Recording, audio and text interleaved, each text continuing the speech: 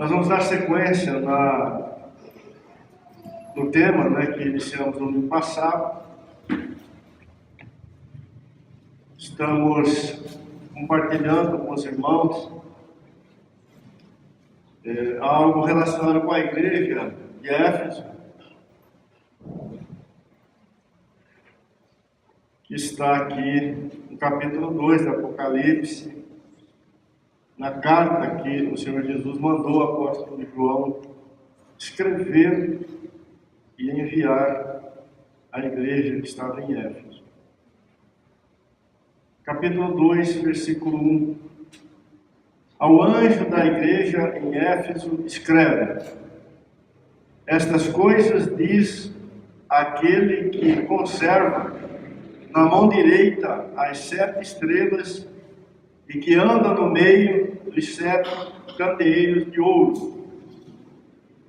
Conheço as tuas obras, tanto o teu labor como a tua perseverança, e que não podes suportar homens maus, e que puseste à prova os que a si mesmos se declaram apóstolos e não são, e os achastes mentirosos. E tens perseverança, e suportaste provas por causa do meu nome, e não te deixaste esmorecer. Tenho, porém, contra ti que abandonaste o teu primeiro amor. Lembra-te, pois, de onde caíste, arrepende-te e volta à prática das primeiras obras. E se não, venho a ti e moverei do seu lugar o teu candeeiro, caso não te arrependas. Tens, contudo, a teu favor que odeias as obras dos nicolaítas, as quais também odeio. Quem tem ouvidos, ouça o que o Espírito diz às igrejas. Ao vencedor dar-lhe-ei que se alimente da árvore da vida, que se encontra no paraíso de Deus. E aí, irmãos, e mais uma vez eu queria chamar a atenção dos irmãos para o versículo 4, que é o nosso versículo-chave, onde nós encontramos aquela reprovação que o Senhor Jesus colocou, destacou e reprovou ali na igreja que estava em Éfeso. Ou seja, tenho, porém, contra ti que abandonaste o teu primeiro amor. E, em consequência disso, o Senhor adverte a igreja que estava em Éfeso que se ela não se arrependesse, se ela não voltasse à prática das primeiras obras, ele estava pronto para remover o lugar dela do candeeiro. Então, com certeza, se tratava de algo grave, de algo que não podia ser desconsiderado, apesar das virtudes e daquelas qualidades que a igreja de Éfeso possuía. Então, antes de nós darmos mais um passo, olhando para esse capítulo 2, eu queria rapidamente relembrar os irmãos acerca do que nós compartilhamos no ano passado. Não sei se todos estavam aqui, mas é sempre bom a gente dar uma relembrada naquilo que compartilhamos.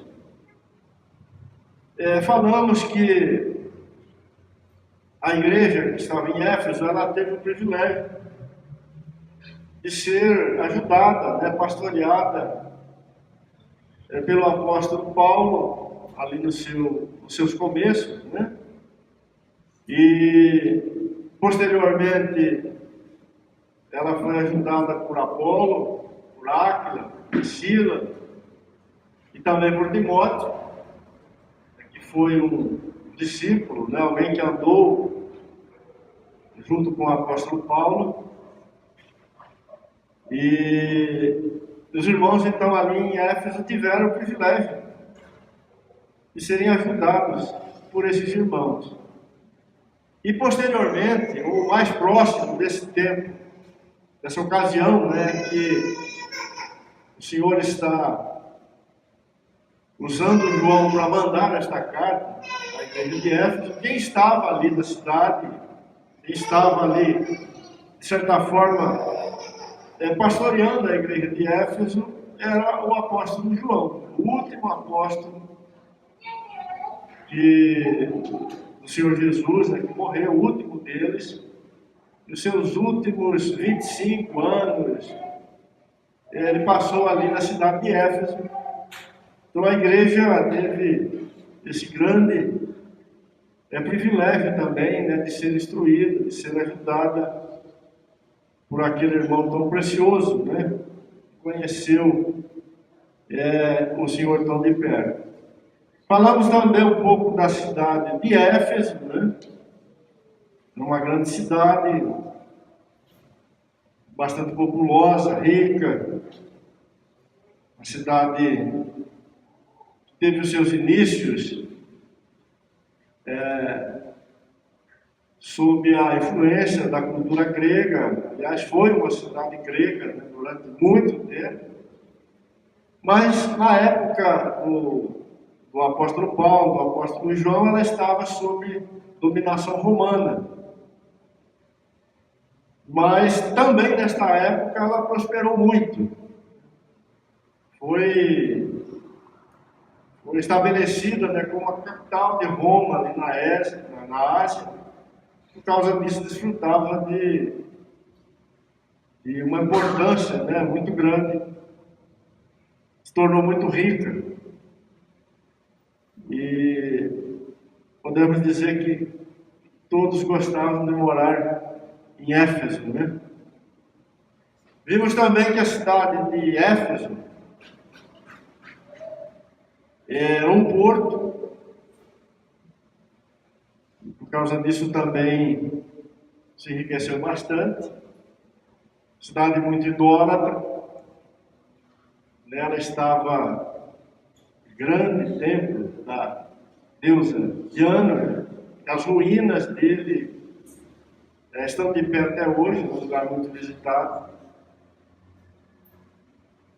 E hoje a cidade de Éfeso ainda existe, né? Bastante pequena. E hoje ela faz parte do território turco. Ela é uma cidade turca. Falamos também do começo, do grande começo da igreja em Éfeso. Ela cresceu muito em fé, ela cresceu muito no conhecimento do Senhor Jesus. Nós falamos que Paulo escreveu a carta aos Efésios, ou seja, para esta igreja, e é unanimidade que a carta mais elevada que Paulo escreveu foi exatamente esta.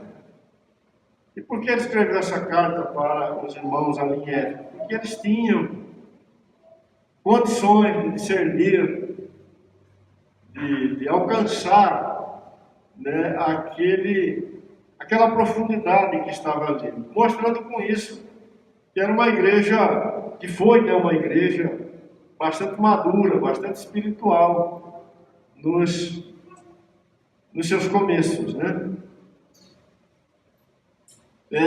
Falamos também que eles amaram abundantemente o Senhor no início. Porque se o Senhor manda que eles retornem ao primeiro amor, significa que um dia eles estiveram nessa posição. Ninguém pode retornar a um lugar onde nunca esteve, né? Mas não era essa a situação de Éfeso. Eles estavam sendo exortados para que retornassem. Então isso significa que um dia eles estiveram lá, né? E eles conheciam, né, este lugar de amor tão precioso e tão desejado, né, pelo Senhor. Então nós vamos hoje avançar um pouco mais né, olhando para esse tema.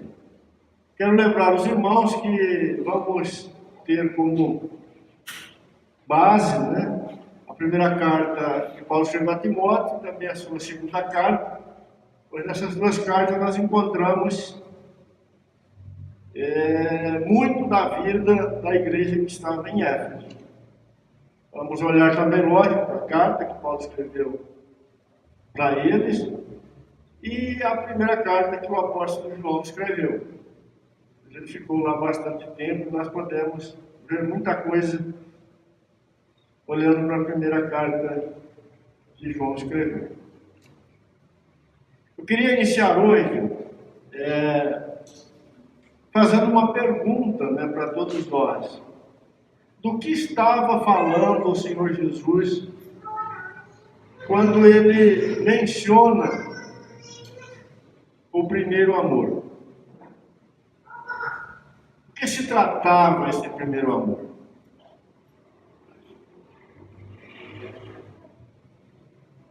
Se nós não conseguimos ver isto, nós não temos nenhuma condição de entender o que o Senhor Jesus está colocando aqui como reprovação, por um lado, e como uma restauração que devia ser promovida e realizada na vida dos irmãos que estavam ali em Éfeso.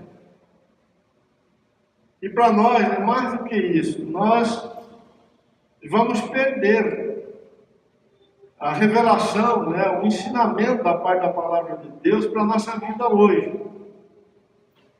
O que é este tão precioso primeiro amor que o Senhor quer encontrar na vida do seu povo?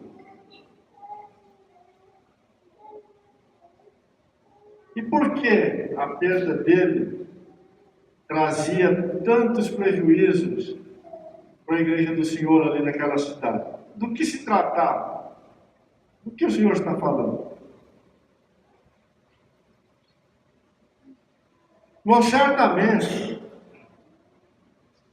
o Senhor não estava falando de algum tipo de experiência, vamos dizer assim, subjetiva, que os irmãos ali em Éfeso haviam experimentado no começo da caminhada deles.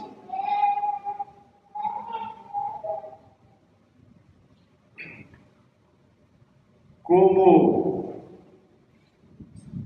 normalmente, né, comumente a gente ouve, quando não se entende o que o Senhor está dizendo, normalmente nós vamos ouvir que esse primeiro amor é algum tipo de alegria, algum tipo de encantamento, algum tipo de fervor, algum tipo de gozo, né? Algum tipo de admiração, algum tipo de novidade, que normalmente enche o coração do novo convertido e faz ele ficar quase bobo. Com certeza você já deve ter ouvido irmãos dizer: olha, quando eu me converti eu fiquei bobo, né? Eu andava na rua dando risada sozinho, eu acordava de noite sorrindo, o céu ficou cor-de-rosa, deixou de ser azul, ficou tão bonito que ficou cor-de-rosa. Eu sentia cheiro de flores o dia todo andando na rua.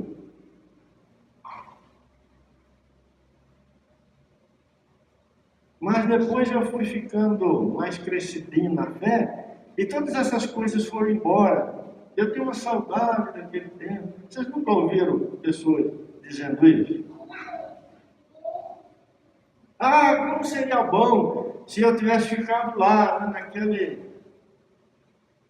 orando lá naquele buraco, lá na divisa, né, Celso? Os céus traziam aqueles gravetinhos acesos para Lucimar a ver, colocava embaixo do travesseiro, todas aquelas coisas, né?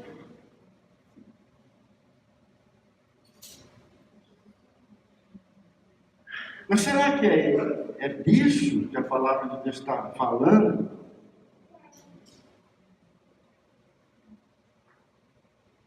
Me parece, com certeza, não é disso que a palavra de Deus está falando. O Senhor Jesus está falando para a igreja de Éfeso que já tem 40 anos de fé.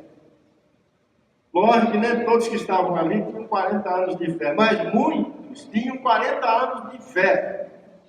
E o Senhor está mandando que eles retornem ao primeiro amor. Então, o Senhor não estava falando de algo que nós vivenciamos só no começo da nossa caminhada com Cristo, certo? 40 anos depois, o Senhor está dizendo, voltem rapidinho para o primeiro amor, porque vocês caíram dele. Ele não estava falando de uma experiência que os novos convertidos desfrutam diante do Senhor. Ele estava falando de outra coisa.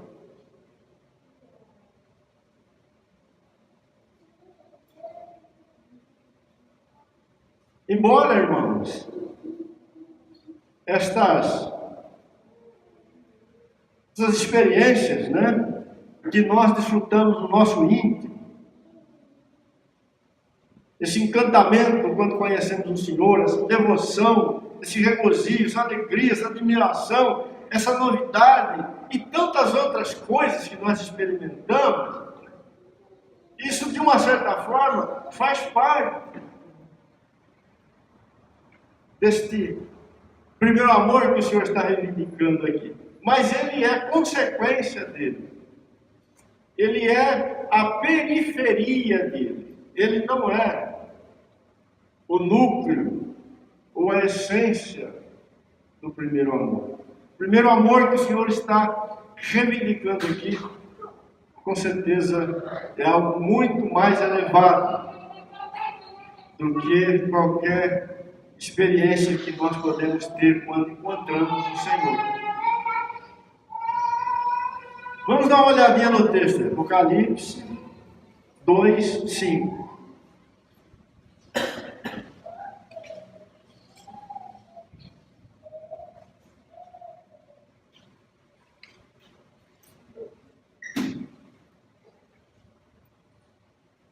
Vou ler o 4 também. Tenho, porém, contra ti que abandonaste o teu primeiro amor. Lembra-te, pois, de onde caíste, e arrepende-te, e volta à prática das primeiras obras. E se não, venho a ti e moverei do seu lugar o teu candeeiro, caso não te arrependas. Que maravilhoso!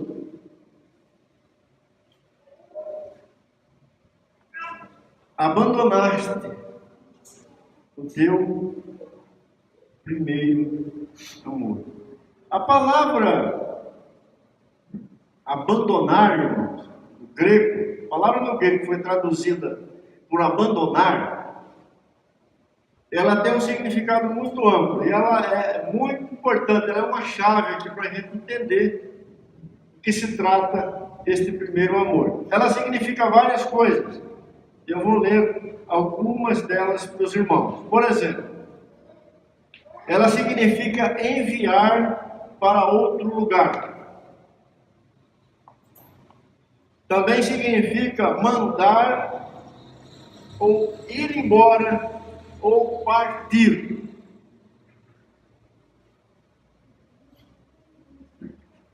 Também significa um marido que divorcia a sua esposa.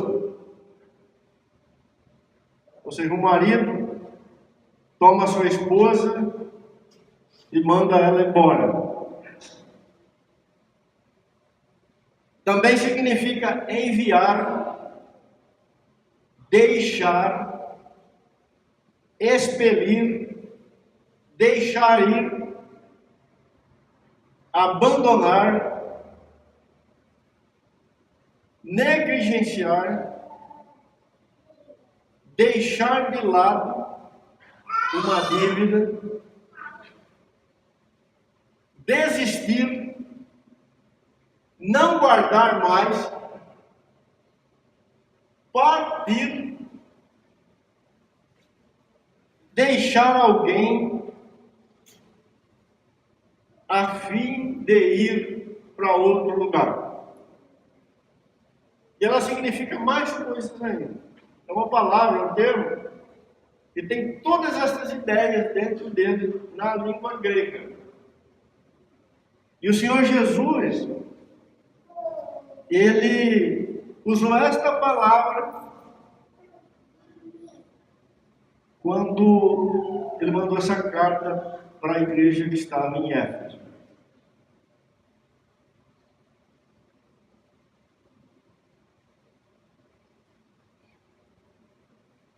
Outra coisa importante, na exortação, o Senhor manda a igreja que estava em Éfeso voltar à prática das primeiras obras.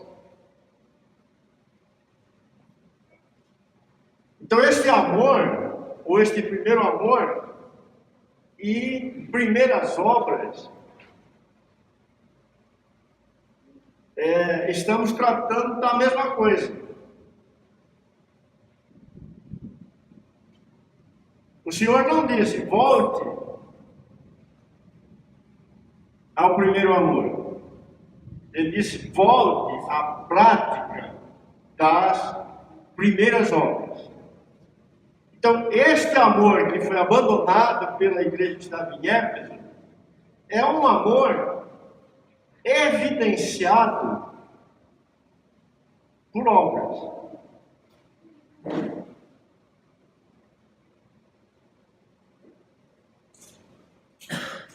Ou seja, ele contém um testemunho exterior.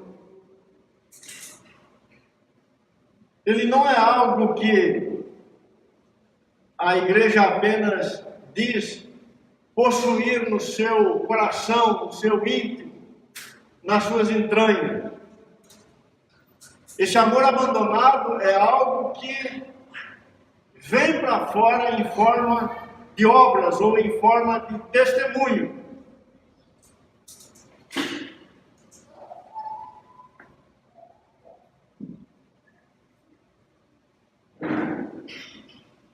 É uma resposta que a igreja dá ao Filho de Deus de forma continuada. Em outras palavras, nós podemos dizer que este amor é um testemunho de fé, ou um caminhar em obras de fé, que a igreja do Senhor Jesus dá de forma continuada. E ela abandonou isso.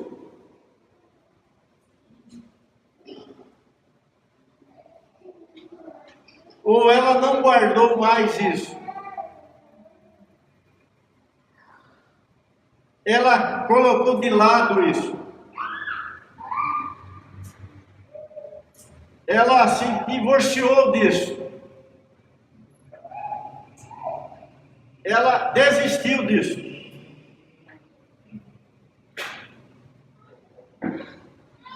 Ela deixou isso ir embora dela. É o que significa a palavra abandonaste o teu primeiro amor. Se você ler o texto de Efésios capítulo 2, que fala da grande obra de salvação que o Senhor fez em favor de seus filhos, por sua graça, quando chega no versículo 10, Paulo, usado pelo Espírito, ele vai dizer que nenhum de nós é salvo por obras.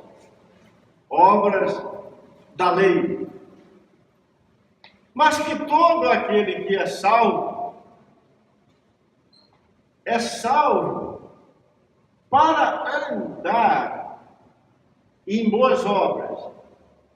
Obras essas que Deus criou de antemão em Cristo Jesus, para que andássemos nelas.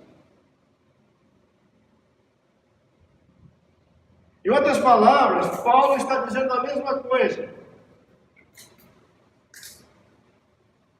Que há um testemunho de fé que a igreja do Senhor Jesus deve dar na terra, que é a obra que Deus busca encontrar nela. De perguntar para o Senhor, quais são as obras de Deus? Qual foi a resposta do Senhor? A obra de Deus é esta, que creais naquele que Ele enviou. Então há um testemunho de fé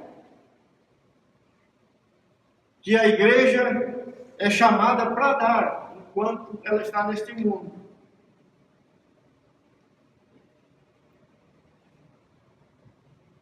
Que a igreja que estava ali em Éfeso havia esfriado em relação a isso.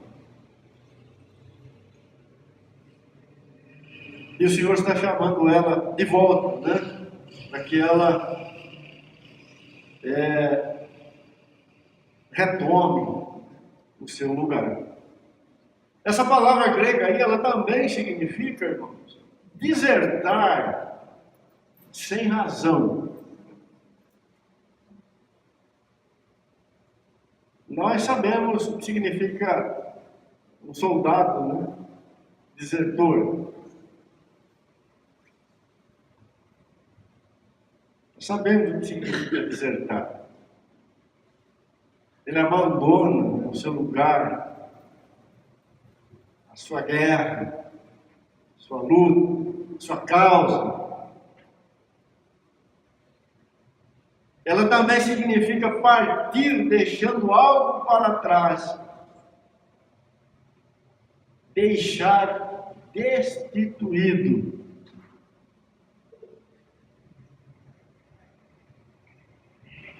O Senhor um dia disse que todo aquele que lançar mão do arado e olhar para trás, não é digno dele.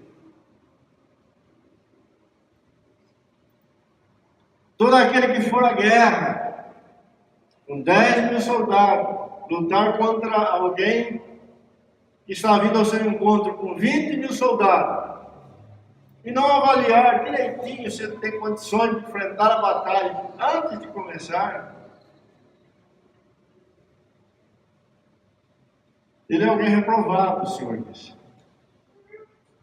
Porque ele não pode ir para a guerra, e antes dela começar, já enviaram uma embaixada pedindo paz. Uma grande vergonha, uma grande derrota. O reino de Deus não é assim.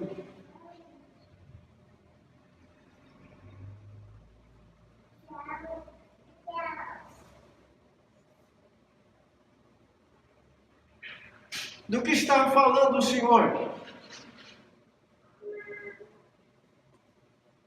Quando ele disse, deixaste o primeiro amor, o seu primeiro amor.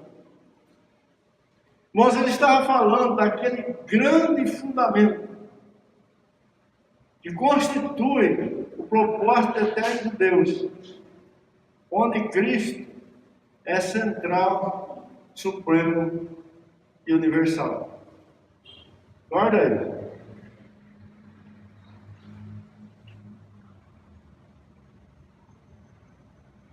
Não era questão que Éfeso um dia foi mais alegre, agora ela estava um pouquinho mais triste. Não era que a igreja de Éfeso, um dia ela se viu num caminho de novidades, e por isso ela ficou extremamente animada, corajada, feliz, disposta, e agora ela estava ali devagar. Não era disso que o Senhor estava falando.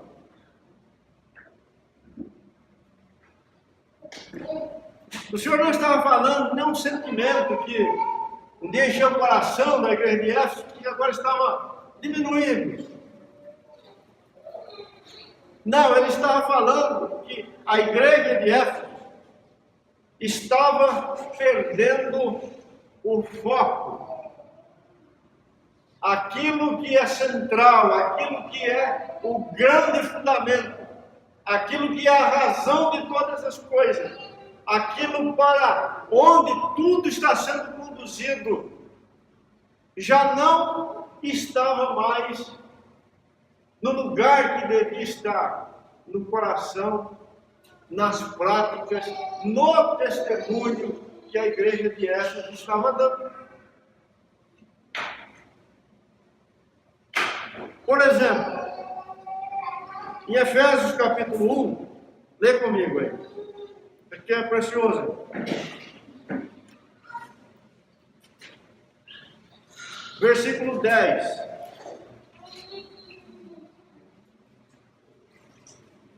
Efésios capítulo 1, versículo 10.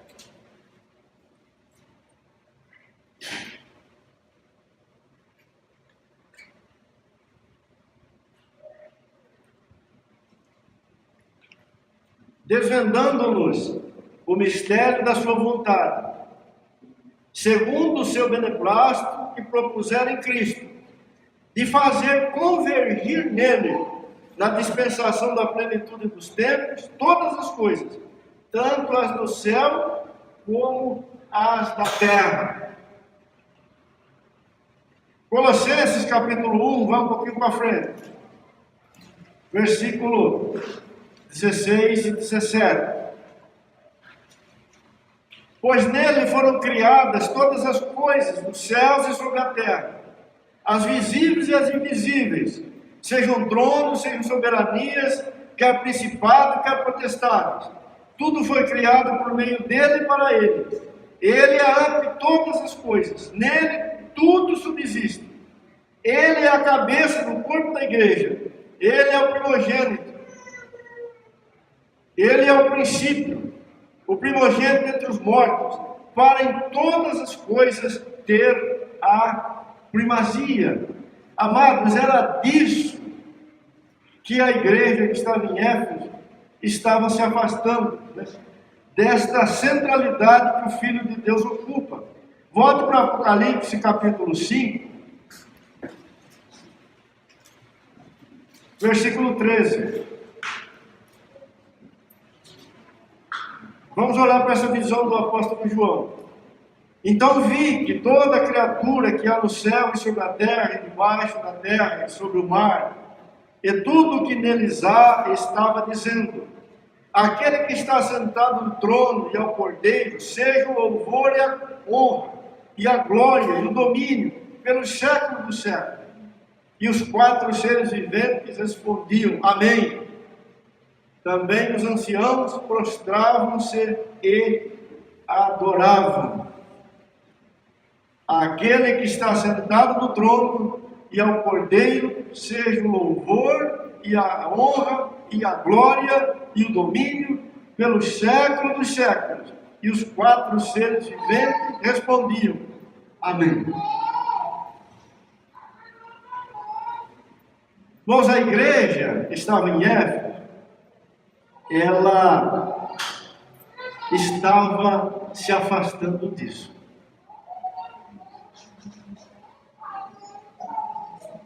Era como se uma concorrência estivesse ganhando lugar e espaço no coração dos irmãos ali naquele lugar. Quando lemos esse texto, nós devemos perceber a presença de outro. concorrendo, competindo com o Filho de Deus. Volte para o capítulo 2 de Apocalipse.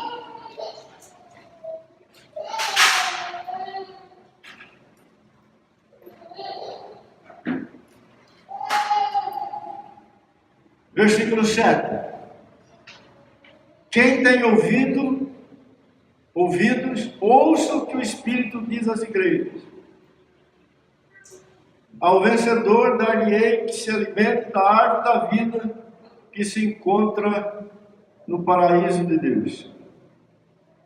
Quem tem ouvidos, ouça o que o Espírito diz às igrejas. Ao vencedor dar-lhe-ei que se alimente da árvore da vida que se encontra, tem uma versão que diz no meio do jardim ou do paraíso de Deus. Quem tem uma versão que está assim? Fernando, tem? Lê para nós, Fernando.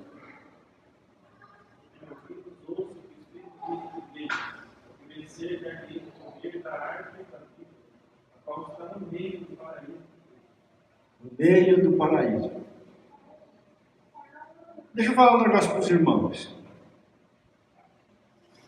Toda vez que você lê esses textos que falam das 7 igrejas da Ásia, você deve levar em consideração o seguinte: tanto a introdução de cada carta, como a sua conclusão ou a exortação final que o Senhor Jesus dá, tem a ver com o conteúdo da carta. Você pode ver que ele faz uma introdução, né? Ó, estas coisas diz aquele que conserva na mão direita as 7 estrelas e anda no meio dos 7 candeeiros de ouro. Então, aqui ele está se apresentando. Ele está dizendo quem ele é. Agora o versículo 7, na conclusão, aonde ele vai fazer uma promessa para o vencedor, isso também tem a ver com o que ele disse. Então o que ele fala, versículo 7? Quem tem ouvidos, ouça o que o Espírito diz às igrejas. 2 pontos. Ao vencedor, dar-lhe-ei que se alimente da árvore da vida que se encontra no meio do paraíso de Deus.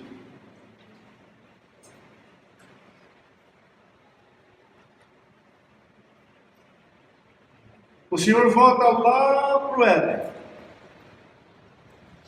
E ele diz à igreja de Éfeso que lá no Éden, ele estava no meio do paraíso, ou no meio do jardim.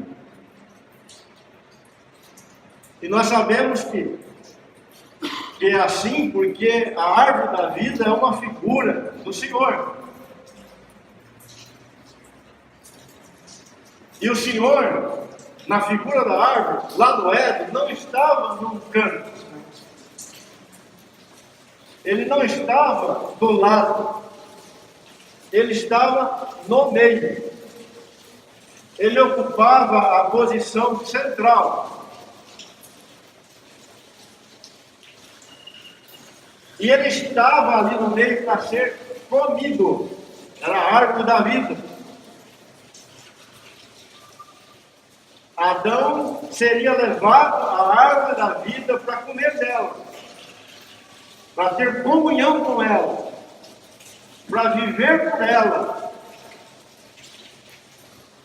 O movimento que Deus estava fazendo era para que Adão se unisse à árvore da vida, se tornasse um com ela. Mas Adão não fez isso. Adão se moveu do lado e ele foi comer de outra árvore.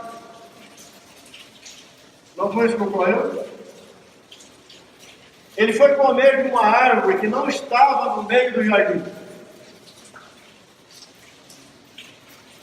Ele foi comer de uma árvore que não era o Senhor Jesus. Em outras palavras, ele elegeu outro para estabelecer esse vínculo, essa unidade, essa união, essa comunhão. E nós sabemos quem é esse outro.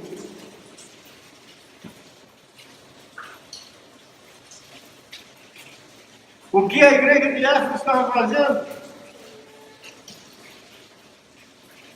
Ela estava perdendo de vista a centralidade do Filho de Deus.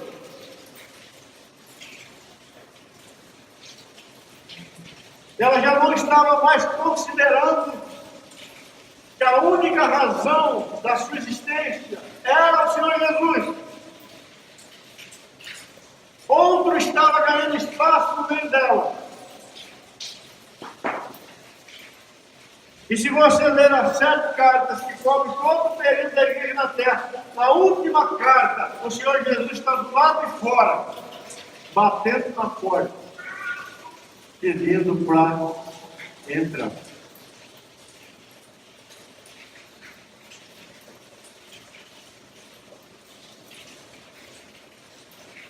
Amados, a questão do primeiro amor é a questão do Senhor ser o único na vida da igreja.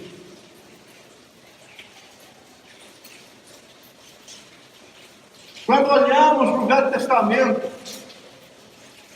para ser mais específico, quando olhamos para a lei, para aquele momento que o Senhor entrega os 10 mandamentos, e nós sabemos que a lei também fala de Cristo. Na sua totalidade, ela conduz a Cristo. E qual era o grande fundamento da lei? Ouve, ó Israel, eu sou o único Deus. Não terás diante de mim outro Deus. Não farás para ti imagem de nada que há no céu, na terra, embaixo da terra.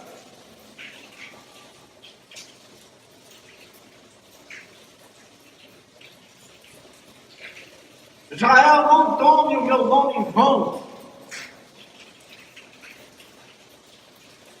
O que o Senhor estava dizendo para o seu povo ali? Eu sou o único.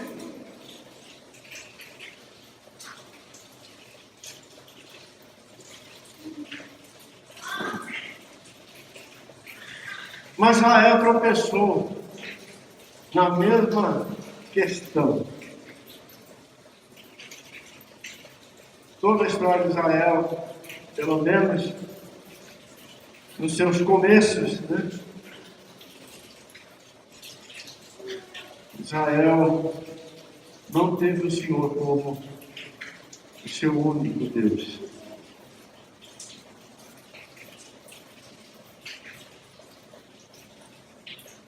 Isaías 44, versículo 6. Queria ler com vocês esse versículo.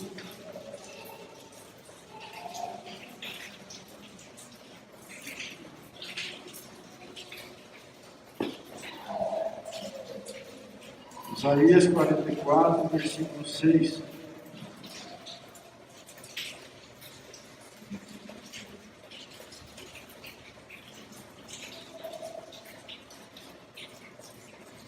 Assim diz o Senhor, Rei de Israel, seu Redentor, o Senhor dos Exércitos: eu sou o primeiro e eu sou o último. Além de mim não há Deus. Apocalipse 22, 13.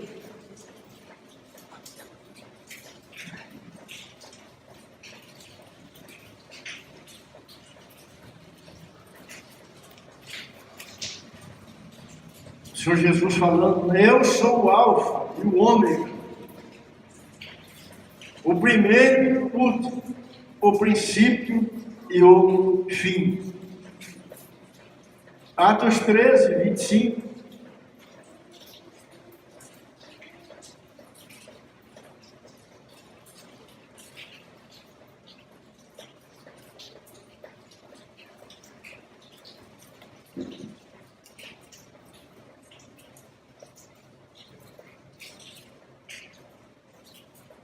Mas, ao contemplar João, ao completar João a sua carreira, dizia: não sou quem supondes, mas após mim vem aquele de cujos pés não sou digno de desatar as sandálias. Irmãos, a questão do primeiro amor é uma questão de reconhecer quem realmente é. E o único que é o Senhor. E também é uma questão de reconhecer quem não é. E quem não é, somos nós.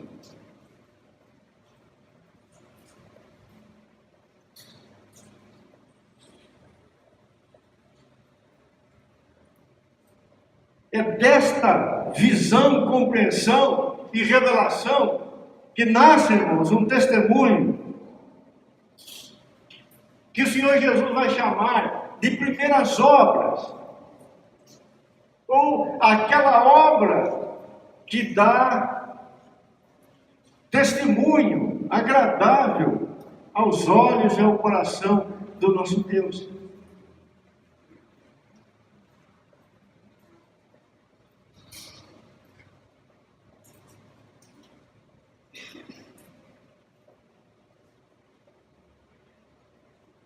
O apóstolo Paulo, quando ele escreve a Timóteo, no capítulo 2, vai lá, por favor, querido.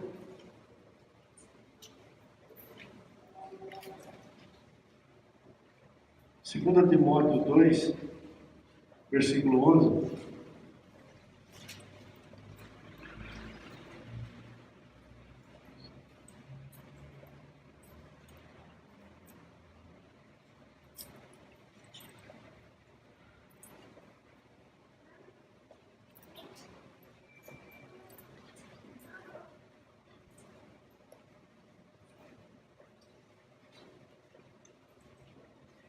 Fiel é esta palavra.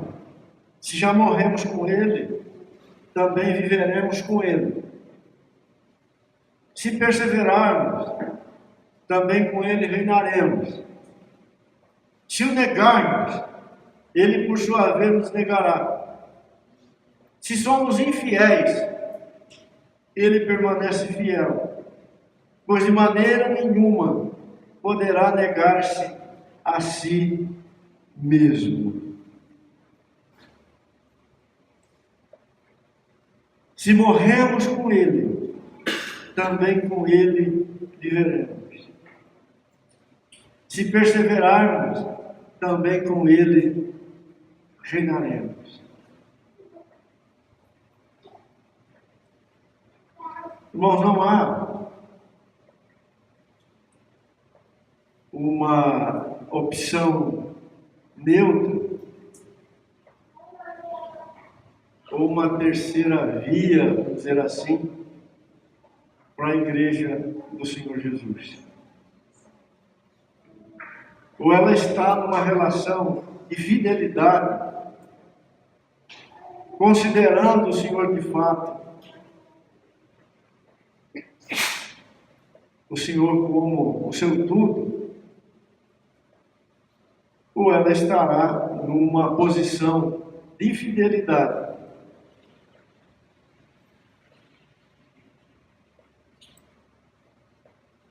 E, portanto, reprovado, diante do Senhor. Então, a questão, amados, desse primeiro amor não é uma questão de fervor, mas é uma questão de conduta. É uma questão relacional entre a igreja e o Senhor, entre o crente e o Salvador, entre aquele que salvou e aqueles que foram salvos.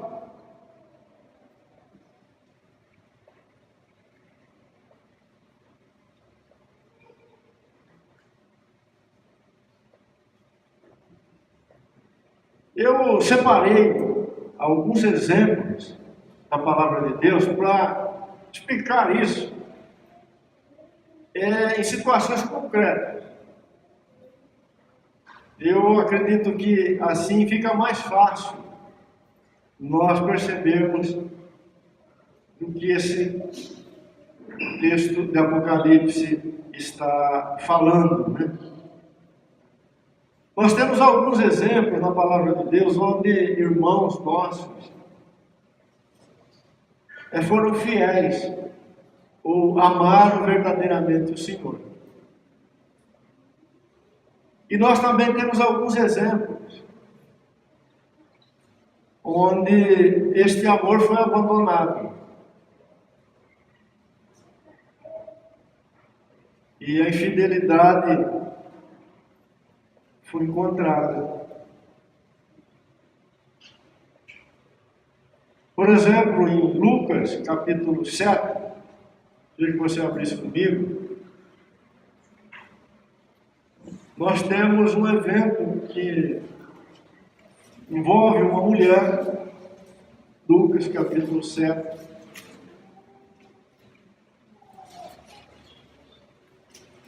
Uma mulher pecadora,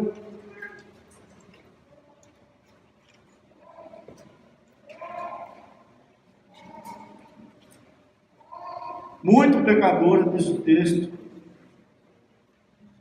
que aproveitou a ocasião em que o Senhor estava na casa de um fariseu, comendo com ele,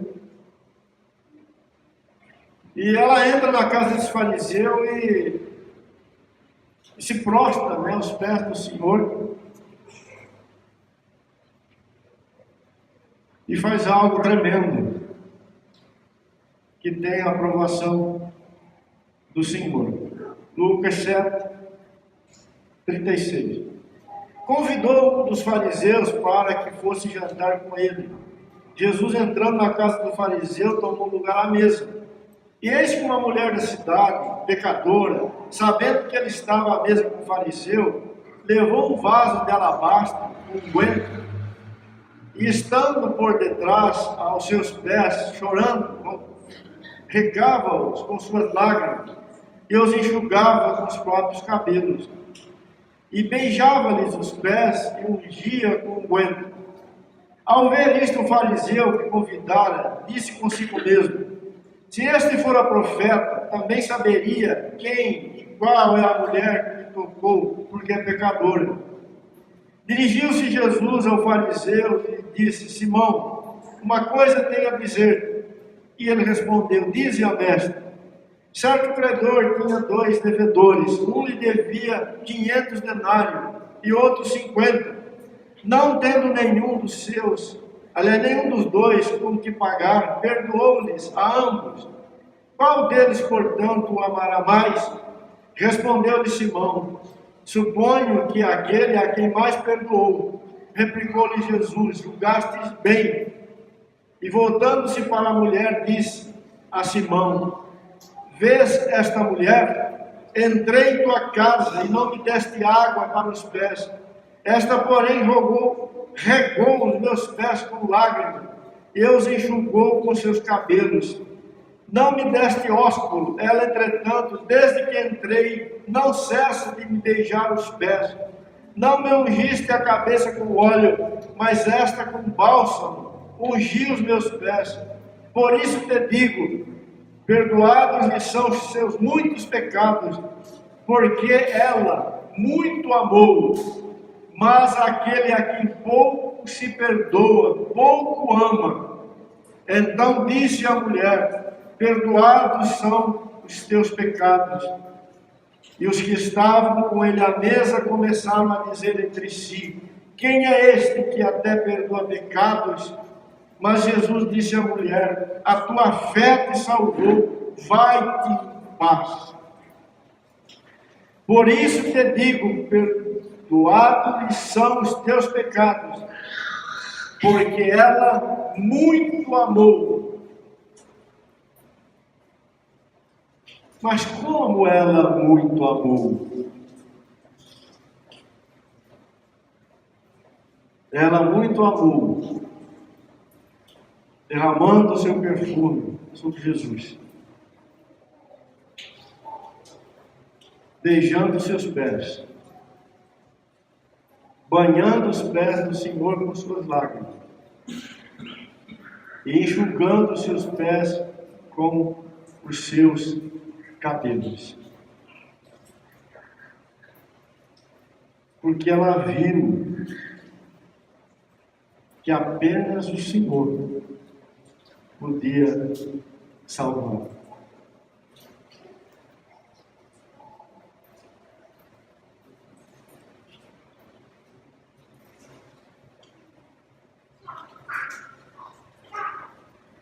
A palavra de Deus fala de Moisés, quando ele estava no Egito, Hebreus capítulo 11, versículo 25.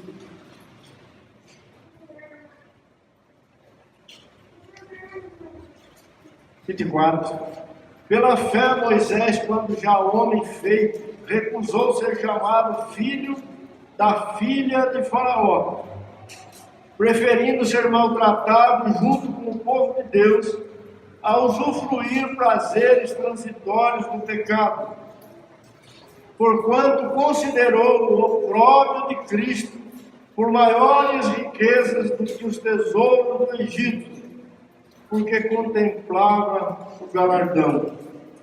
Pela fé ele abandonou o Egito, não ficando amedrontado com a cólera do rei. Antes permaneceu firme, como quem vê aquele que é invisível. Moisés estava ali no Egito, filho da filha de Faraó, futuro Faraó do Egito. Tinha tudo o que ele queria, ou seja, todos os prazeres transitórios do pecado estavam à disposição de Moisés.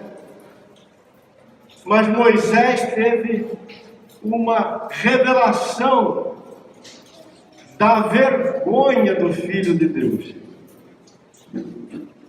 do seu vitupério, do seu desprezo. E por causa desta revelação que ele teve de Jesus, ele abandonou o Egito, abandonou o seu lugar, abandonou a sua riqueza,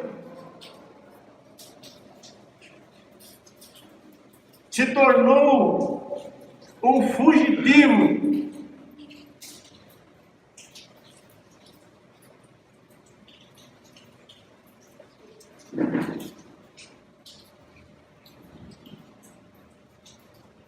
E assim viveu todos os dias da sua vida. E aí, pela fé, verso 28, celebrou a Páscoa e o derramamento do sangue, para que o exterminador não tocasse nos primogênitos dos israelitas. E pela fé atravessaram o Mar Vermelho, como por terra seca. Tentando os egípcios, foram tragados de tudo. Irmãos, Moisés, mais de 1000 anos antes do Filho de Deus se manifestar, ele, com esse deslumbre de revelação em relação ao Senhor, foi suficiente para que ele elegesse o Filho de Deus como a razão da sua vida, como o motivo da sua existência, como a sua grande e única causa. E ele não foi capaz de viver mais nenhum de seus dias olhando para qualquer outra direção. Ele amou o Senhor.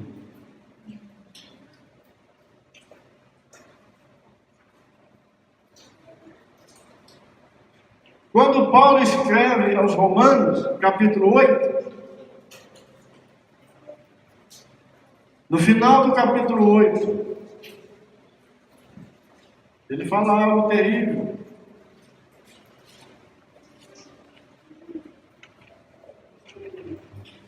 capítulo 8, versículo 35.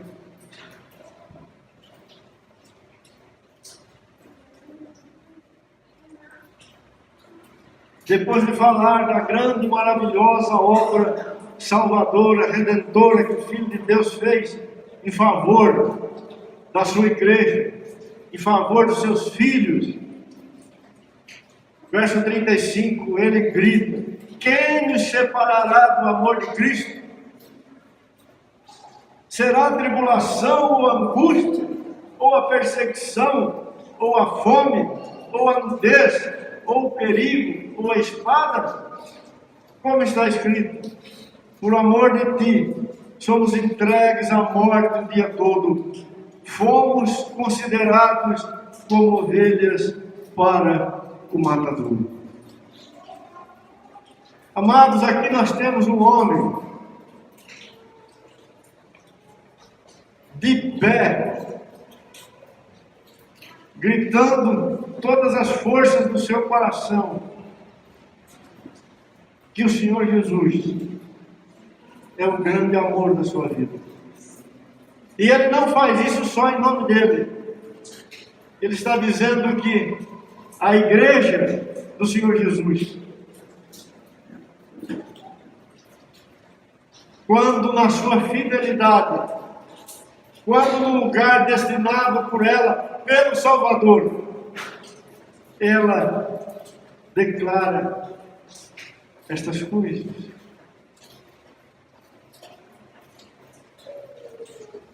Meu amor,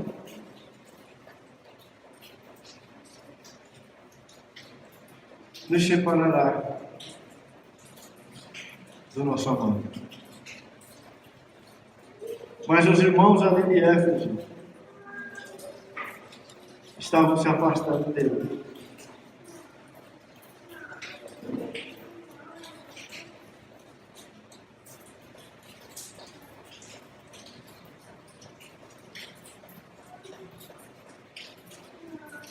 O diabo vai insistir até o último momento que você estiver aqui na terra, para você eleger outro, para você não ser só Deus.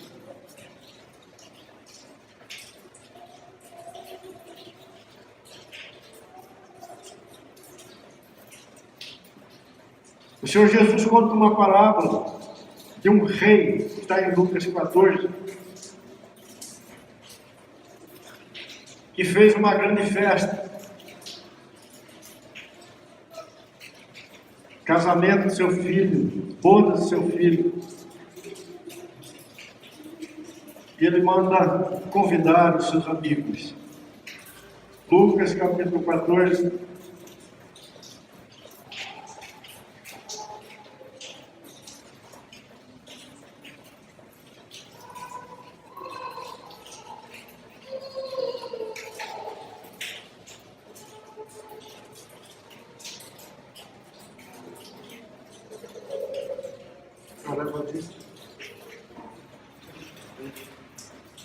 Lucas 14, versículo 15.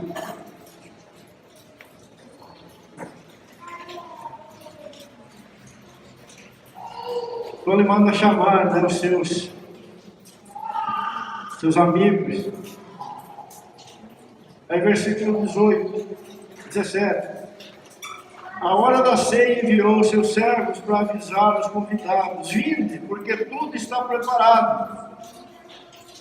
Não obstante, todos a uma começaram a excusar-se.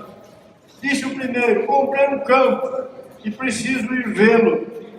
Rogo-te que me tenhas por excusado. E outro disse: comprei 5 juntas de bois e vou experimentá-las. Rogo-te que me tenhas por excusado. E outro disse: casei-me e por isso não posso ir.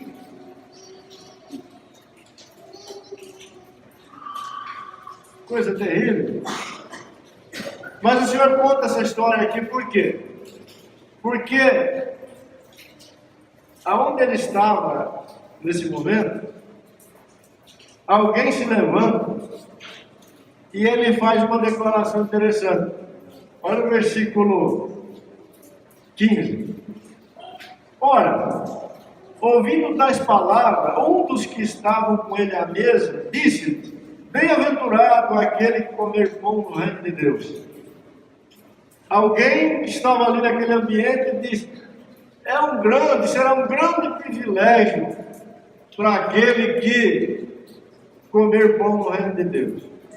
Dá para entender que poucos teriam essa oportunidade. Se você ler o contexto anterior, você vai entender o que estamos falando. Eu bem que gostaria de comer pão no reino de Deus, mas talvez eu não tenha essa chance. Isso pode estar muito distante de mim. Provavelmente esse homem estava querendo dizer isso. Mas o Senhor imediatamente entra com esta história e diz que este rei faz essa festa e manda chamar seus amigos. E qual não foi a surpresa do rei? Um depois do outro, pedindo desculpa, mandou o recado para o rei: nós não vamos.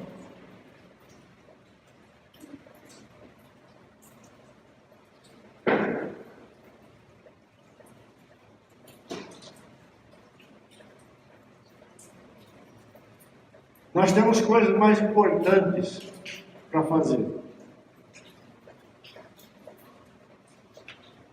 Voltando o servo, tudo contou ao seu senhor. Então, irado, o dono da casa disse ao seu servo: sai depressa para as ruas e becos da cidade e traze para aqui os pobres, os aleijados, os cegos e os coxos. Depois lhe disse o servo: Senhor, feito está como mandaste, e ainda há lugar. Respondeu-lhe o Senhor: sai pelos caminhos e atalhos e obriga a todos a entrar, para que fique cheia a minha casa. Porque vos declaro que nenhum daqueles homens que foram convidados provará a minha ceia. Irmãos, todos aqueles que não consideraram o rei, o convite do rei, os interesses do rei, a festa do rei, mais importante do que os seus próprios interesses, o Senhor disse que eles não farão parte do reino.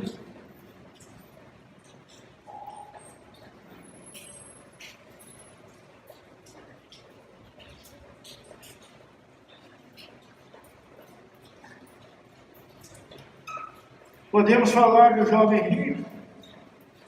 Quando o Senhor disse para ele: vai, vende o que você tem, segue, ele perdeu na hora o interesse que ele havia inicialmente manifestado. A Escritura fala que ele era muito rico. Ele amou mais as suas coisas do que o Senhor. Quando os judeus levaram o Senhor diante de Pilatos, pedindo a sua crucificação, Pilatos, num determinado momento, pega o Senhor Jesus, coloca diante dos judeus e disse assim para eles: aqui está o vosso rei. O que eu devo fazer com eles? Com ele? Os judeus disseram: crucificam. Pilatos responde: mas devo crucificar o vosso rei? Os judeus novamente respondem: nós não temos rei, senão César.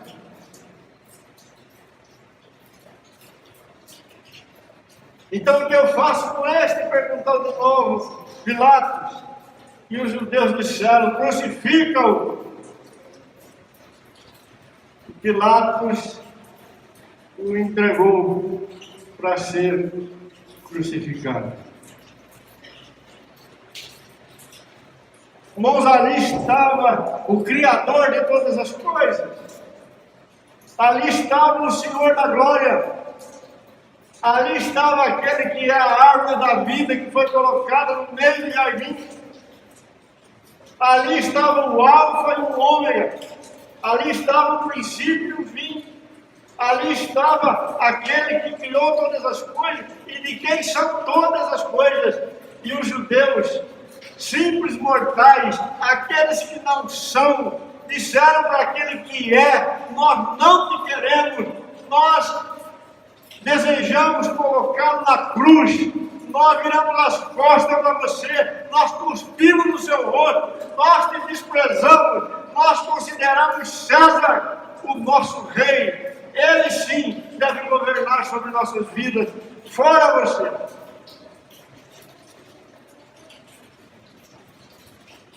Queridos, essa é a questão que está colocada no capítulo 2 de Apocalipse. E essa questão está lá colocada diante de nós, igreja do Senhor, até o dia em que o Senhor se manifestar em sua glória. Ele é ou não é o centro absoluto da nossa vida. Ele não aceita concorrente. Ele não divide a sua glória com ninguém. Ele não admite ser menos amado do que qualquer outro, porque ele é o único. Fora dele não há Deus, não há nada. Tudo cai no vazio, tudo cai na inexistência, se sairmos daquele que é a razão de todas as coisas.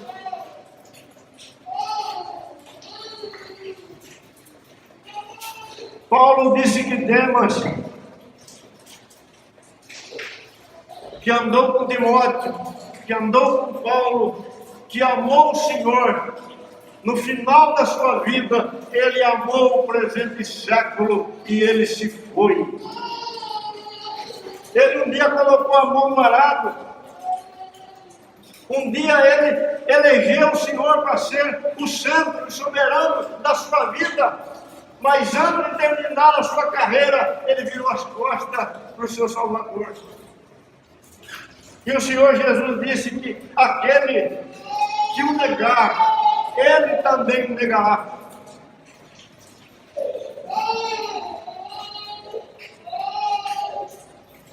E eu quero encerrar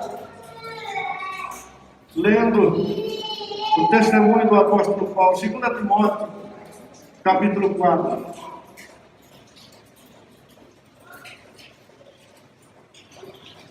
É assim, amado, que devemos terminar.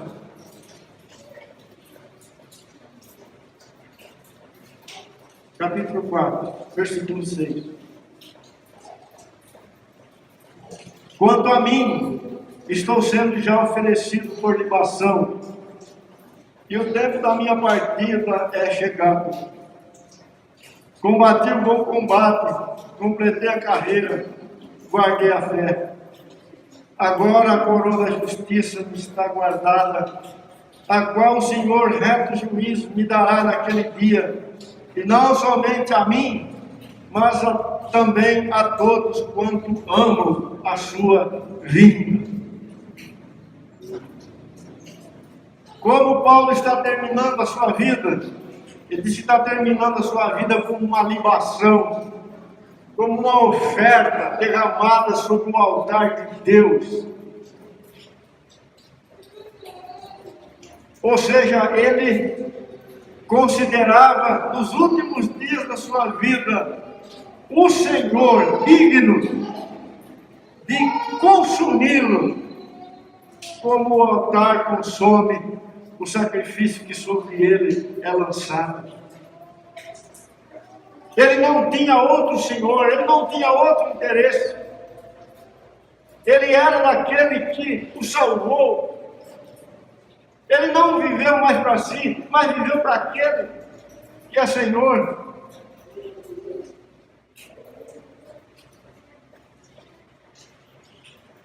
E ele fala da sua recompensa, mas ele relaciona isso com aqueles que amam a sua vinda. Paulo, no último momento da sua vida, está declarando o seu amor pelo Filho de Deus. E o amava tanto que ia terminar os seus dias como uma oferta.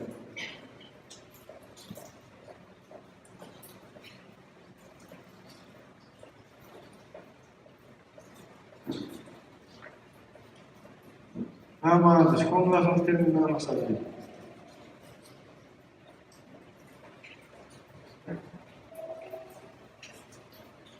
Paulo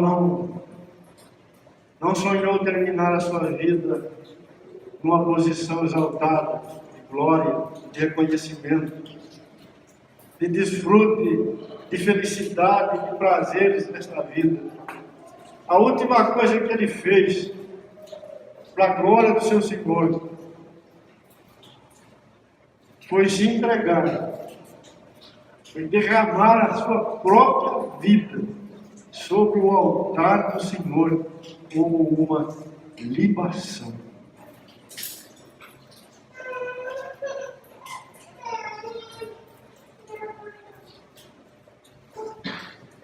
Que o Senhor, a sua misericórdia, nos ajude.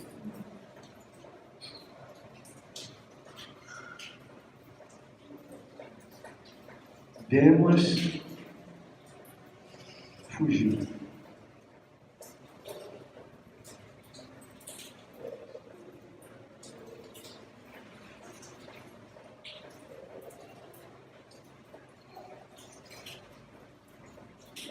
Dou graças ao Senhor. Confiamos e esperamos apenas no Senhor. Mas te suplicamos nesta hora. Faz essa obra em nós, Senhor.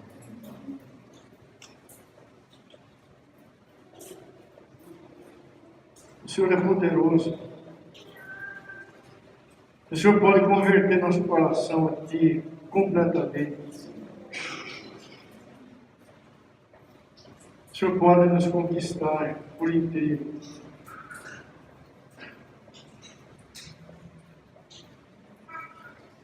Tenha misericórdia de nós, Senhor. E suplicamos isto nesta vida. Em Teu precioso nome.